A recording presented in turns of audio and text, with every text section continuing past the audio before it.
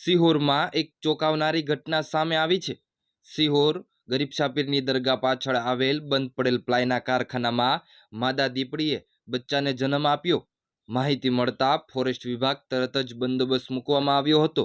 મોટી ચોંકાવનારી વાત તો એ છે કે જો અહીંયા સુધી વન્ય પ્રાણી પહોંચી જતા હોય તો લોકોના જીવની જોખમની શક્યતા તો ખરી કે નહીં।